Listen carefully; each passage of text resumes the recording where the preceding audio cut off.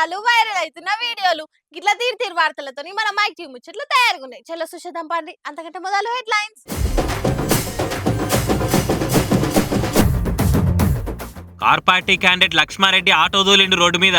ప్రచారాలప్పుడు లీడర్లకు తప్పదుగా ఇసొంటి బాధ. అద్దెక్రం పొలం ఎండితే అంతలోలేందుకు కేసీఆర్. యశస్విని మాటల మీద గులాబీ లీడర్లు అయితురు మస్తు ఫైరు. ఎలక్షన్ల ముంగట ఏపీల మోపైంది పింఛన్ల పంచాది. వాలంటీర్లతో మంచుడేంది అని బాబేనట అంతటా ఆపింది. ఈ ఆంధ్రల రాజకీయం పంచాయతీలు గమ్మతుంటాయి. అవిట్లోతు ఎవ్వరికి అంత చిక్కది. అలా రాజకీయం ఏందో గాని అట్టిగా ముసలోళ్ళు సురు పోసుకుంటారు కదా. రాజకీయాలు ఏమైనా ఉంటే లీడర్లు చూసుకోవాలి గాని ఉత్త పుణ్యానికి పెద్ద మనుషులను ఆసరి చేసుకొని అలా బతుకులతోనే ఆడుకుంటారు. అరే మాకు బాధ అవుతుందిరా నాయన అంటే అప్పుడు కూడా ఎవల కోటేయాలో తెలుసుకోరి అనుకుంటా ఎలక్షన్ ప్రచారం చేస్తురు. ఇలా ఓట్ల పిచ్చి పాడుగాను. ఆంధ్రాలు ఇప్పుడు ఏడజూడు పెన్షన్ల పంచాదే నడుస్తున్నది. ఎలక్షన్ కమిషన్ వాళ్ళేమో వాలంటీర్లు పెన్షన్లు వంచొద్దు అనే ఆర్డర్ వేసింది. ఎందుకంటే మొన్నట్ల ఎలక్షన్ ప్రచారంలో మాట్లాడుకుంటా విజయసాయిరెడ్డి సారు వాలంటీర్లు అందరు మనోలే అన్నోరు జారిండు. కాతం టీడీపోలు పోయి ఓట్ల సంఘపోలకు ఫిర్యాదైనరు. దాంతో చంద్రబాబు పింఛన్లు ఆపేసిండని వైసీపీ వాలంటీర్లు ఇట్లా ప్రచారం చేస్తుర్రు. గిట్లనే ఓ ముసలవ్వ పెన్షన్ వస్తలేదని వాలంటీర్ దగ్గరికి పోతే చంద్రాలే నీకు పింఛన్ ఇవ్వకుండా ఆపిండు. మన జగనన్న మళ్ళీ వచ్చినాక నీకు పింఛన్ వస్తది, అప్పటిదాకా మరి నువ్వే ఏ గుర్తు కోటేయాలనో తెలుసు కదా అని వాళ్ళకు అనుకూలంగా ప్రచారం చేసుకుంటుర్రు. దీని మీద YCP social media head Sajjala Bhargav కూడా షేర్ కొట్టిండు. పెన్షన్లు ఎందుకు వస్తలేవో చూడుండ్రి అని కామెంట్ రాసిండు. ఇక ఇది చూసిన టీడీపోలు బాగుమనవట్టే. ఆడలే పాత గజ్జలు అన్నట్టు మేము వాలంటీర్ల మీద ఫిర్యాదిస్తే గవర్నమెంట్ ఆఫీసర్లతో పింఛన్లు ఇచ్చేటందుకు ఏమైంది, దానికి కూడా మా మీద బద్నాం చేస్తారా? వాలంటీర్లు లేకముందు ఎట్లిచ్చిండ్రు? వాలంటీర్లు లేని రాష్ట్రాలల్లా పింఛన్లు ఇస్తలేరా ఎట్లా? మీకు ఇయ్యాలని లేక మామూలు బద్నాం చేసి ఓటేపించుకోవాలన్న ఆరాటమే గాని ముసలోళ్ళకి మంచి చేద్దామని కాదని సైకిలోళ్ళు అంటుర్రు. ఏమైనా కూడా వీళ్ళిద్దరు రాజకీయాలు అన్నాడు మా పెన్షన్లు తీసుకునే ముసలోళ్ళే ఆగమైతుండ్రు. రాజకీయాలకు జూనియర్ కావచ్చు గాని రాజకీయం చేసుట్లా మాత్రం సూపర్ సీనియర్ నే అన్నట్టు మాట్లాడుతుందిగా పాలకుర్తి ఎమ్మెల్యే యశస్వినక్క. మరి రాజకీయాలలో తల నేర్చిన ఎర్రబెల్లినే ఇంట్లో కూర్చుండబెట్టిన అన్న కాన్ఫిడెన్స్ ఏందో గాని పాత సీఎం కేసీఆర్ సార్కే సురుకులు అంటించింది. ఎవ్వలైతే ఖబర్దార్ అన్నట్టే ఉన్నాయిగా అక్క మాటలు. నిన్న కేసీఆర్ సార్ జనగామ జిల్లా టూర్ వేసిండు కదా. దేవరూపల మండలంలో ఉన్న ధరావత్ తాండాలకు పోయి రైతును మందలిచ్చొచ్చిండు. దాన్ని చూసి ఈ కార్పాటోళ్ళంతా ధరావత్ తాండాలున్న ఒక్క రైతు దగ్గరికి ఎందుకు వస్తుండ్రు, ఒక్క అద్దెకరం కోసం అంత రాజకీయం చేస్తుండ్రు. మొన్న హరీష్ రావు వచ్చిండు, అటెన్క కేటీఆర్ వచ్చిండు, ఇలా కేసీఆర్ వచ్చిండు, రేపు హిమాంశు కూడా ఇడికే వస్తుండొచ్చు అని అనుకొచ్చింది. ఎందుకంటే ఆ ఊరు యశస్వినక్క నియోజకవర్గంలోనే ఉన్నది కాబట్టి. అయితే కేసీఆర్ అసెంబ్లీకేమో రాడు గాని అద్దెకరం ఎండిపోయిందని చూసేందుకు మాత్రం వచ్చిండు. కాళేశ్వరం వలిగిందనే కదా ప్రాజెక్టుల నీళ్లు ఖాళీ చేసినాం, అందుకే నీళ్ళకి తిప్పలైతుందని అనుకొచ్చింది అక్క. ఇక ఆమె మాటలు చూసి టీఎస్పీఎస్సీ మాజీ chairman Ganta Chakrapani sir Twitter లో ఆమె కౌంటర్ ఇచ్చిండు. నిజమే కదా, ఒక నిండు ప్రాణం పోయింది. ఆ రాష్ట్రంలో మీలాంటోళ్లకు 100 ఎకరాలు 100 కోట్లుండొచ్చు, కానీ సాగు చేసే సామాన్య రైతుకు అద్దెకరం కాదు ఒక గుంట పొలం ఎండిపోయినా గుండె వలిగిపోతుంది. ఉన్న అద్దెకరం ఎండిపోయినందుకే కదా ఆ నిండు ప్రాణం పోయింది. మనిషి ప్రాణం విలువ ఎకరాలల్లా కాదమ్మా, కన్నీళ్లతోనే కదా గొలవాలే, ఆ కన్నీళ్ళనే కదా దూడవాలే అని రాసుకొచ్చిండు. మరి ఉన్నోళ్ళకి అద్దెకరం చిన్నగా అనిపించచ్చు కానీ లేనోళ్ళకి అద్దెకరమే 100 ఎకరం తోటి సమానం అని సోషల్ మీడియాలో తీర్ల కామెంట్లు పెడుతుండ్రు నెటిజన్లు. ఇక దీని మీద అక్క ఎట్లా రియాక్ట్ అవుతుందో చూడాలి.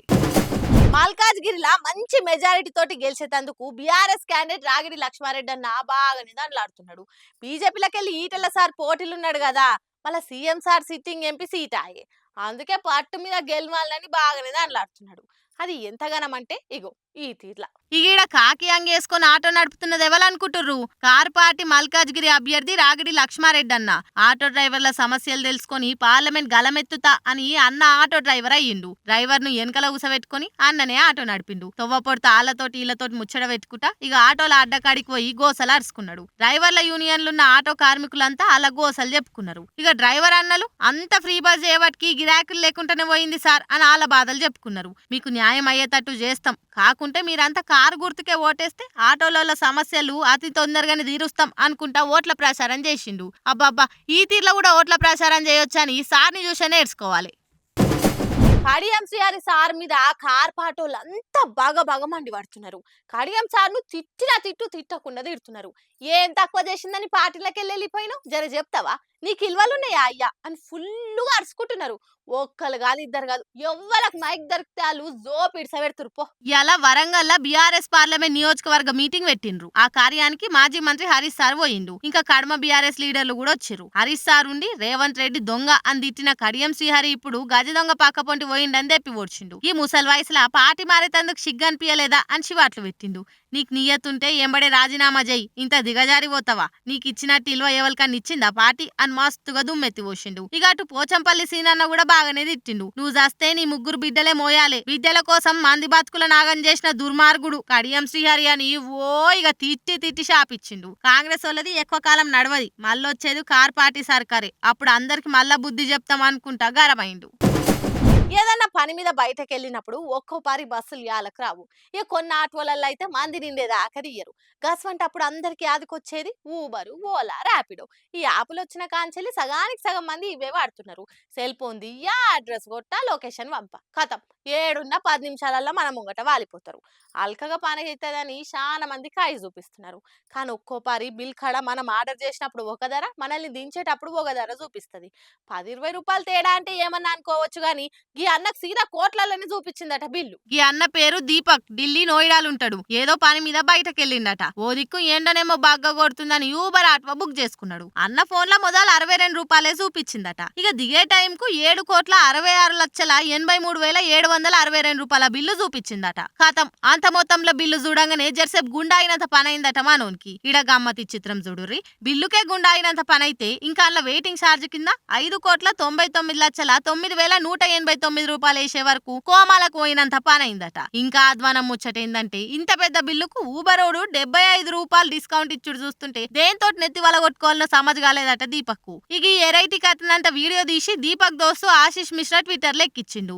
చంద్రయాన్ నుంచి ఆటోను బుక్ చేసుకున్న ఇంత ఛార్జ్ కాదేమో అని కామెంట్ బాక్స్ వాళ్ళకే తట్టే రియాక్ట్ అవుతురు నెటిజన్లు. ఈ వీడియో మళ్ళా కంపెనీకి ఏడ గలిసి పేరు తెస్తుందో అని ఊబర్ కంపెనీ దీపక్ కు సారీ చెప్పి గిట్ల ఎట్లా అయిందో చూసుకుంటామే, ఏదో టెక్నికల్ ప్రాబ్లం ఉన్నట్టున్నది అని రిప్లై ఇచ్చింది. చూస్తురు కదా ఎట్లయిందో, జర మీరు కూడా చూసి బుక్ చేసుకోర్రి. 24 గంటలు ఫోన్ తల్లినే నమ్ముకుంటే గిట్ల గుండు కొరిగించుకునే కథ అవుతుంది. అన్నకి ఈ బిల్లు చూడంగానే ఊకెనైనా బుక్ చేస్తే కదరా నడుచుకుంటా పోయినా అయిపో అనిపించచ్చులే, అట్లుంటది మళ్ళా సెల్ ఫోన్ మహిమ. అబ్బా ఇన్ని దినాలు గుడి ఎన్నడు కడతారు, ఎన్నడు ఓపెనింగ్ చేస్తారు అనే రంది ఉండే. ఇప్పుడేమో ఎప్పుడు పోతాము, ఎప్పుడు ఆ బాలరాముని కళ్ళ నిండా చూసి దర్శనం చేసుకుంటాము అనే రంది పట్టుకుంది అందరికి.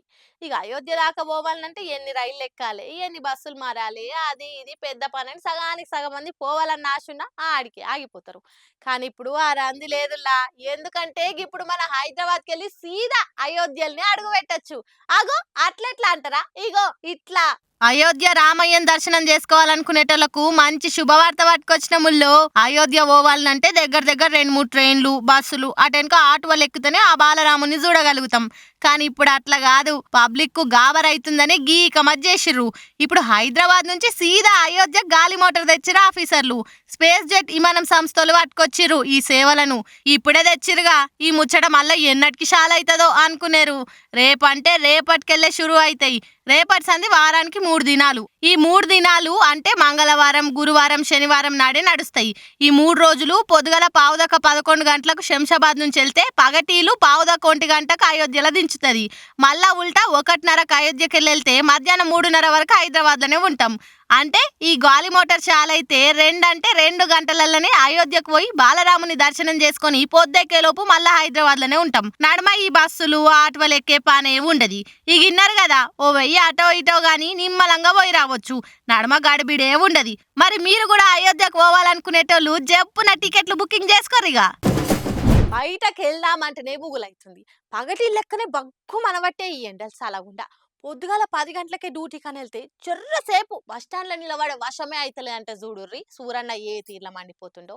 ఇక ఊర్లో నన్ను అంటే ఇంత చేను చెలుకుంది కాబట్టి జర చెట్ల కింద నీడపడుకని ఇంత గాడుపు వస్తుంది. ఈ పట్నంలోనైతే మరీ అధ్వానంగా ఉన్నదిలా. బాండ్ల పొగ ఆ పొగ కలిపి గాలి సుతా పుమని రావట్టి ఏం చేద్దాం ఇది సినిమా ముంగట వచ్చే జస్ట్ ట్రైలరేనట అస్సలెండ ఇంకా ముందు ముందు ఉందంటారు వాతావరణ శాఖోలు. ఇంకా పురాగా ఎండాకాలం చాలు కాక ముందే బాణుడు బగబగ మండబట్టే కదా అక్కలేమో సున్నీలు సాల్వాలు కప్పుకుంటే అన్నలంతా హెల్మెట్లు ఖర్చీపులు కట్టి వెళ్తురు పండ్లకు పోయేటోళ్ళంతా. ఏం చేస్తాం ఆ తీర్ల ప్రతాపం చూపిస్తుండు సూర్యభగవానుడు. ఇది ఇప్పుడు మటుకే గిట్లుంది రాను రాను ఇంకా ఇంకా పెరుగుతుంది తప్పితే తగ్గదు అని అంటున్నారు వాతావరణ శాఖోళ్ళు. పల్లె పట్నం అన్న తేడా లేకుండా ఏడ చూడు ఇదే పరిస్థిత. ఎండకు మాడవలిగి ఏడు కాడి గొంతెండిపోతుంటే తొవ్వపండి జ్యూసులు సోడాలు కూల్ డ్రింకులు ఏవి కానొస్తాయి గుంజుతూనే ఉన్నారు. ఇక నీళ్ళ గురించి అయితే చెప్పే అక్కరే లేదు. ఎవ్వలంటే చూడు నీళ్ళ బాటిల్ బ్యాగులు వేసుకునే వెళ్తున్నారు. పొద్దుగాల 8 కొట్టగానే సాలైన ఎండ సాయంత్రం 5 అయ్యేదాకా మణుతూనే ఉన్నది. ఇక డాక్టర్లు సుత కొన్ని జాగ్రత్తలు చెప్తున్నారు. ఏదన్నా మరి అక్కడికి వచ్చి అర్జెంట్ ఉంటే పని ఉంటేనే బయటికి రారి. ఇక పొలగాళ్ళైతే సాయంత్రం పూటనే వాడకట్టకు ఆడుకోనిక దోలుర్రి. ఎండకు గాబరై ఎండ దెబ్బ కొట్టే ఛాన్సులు ఉన్నాయని చెప్తున్నారు. ఇక అందుకే జర చూసి తిరగమంటున్నారు. ఇక పండ్లకు రోడ్ల మీద దందాలు చేసుకునేటోళ్లకు నీడ పట్టుకే ఉండే తట్టు చూసుకోమంటున్నారు. ఎంత వీలైతే ఎప్పటికప్పుడు గొంతు దడుపుతూనే సూర్యన్న వేడికి తట్టుకోగలుగుతాము, లేకపోతే ఉత్త పుణ్యానికే ఎండ దెబ్బకు బలైపోతామని అంటున్నారు. జర ఎండలు తగ్గేదాకా తప్పదు ఈ తిప్పలు చూసింటే మంచిది. ఏమంటున్నావు అటెంక మీ ఇష్టం. ఇక సుశిరానులా నేను వాటికొచ్చిన ముచ్చట్లు ఎట్లున్నాయో ఇంకిన్ని ముచ్చట్లతో మళ్ళా కలుద్దాం. అప్పటిదాకా చూస్తూనే ఉండుర్రి మన మైక్ టీవీ ముచ్చట్లు.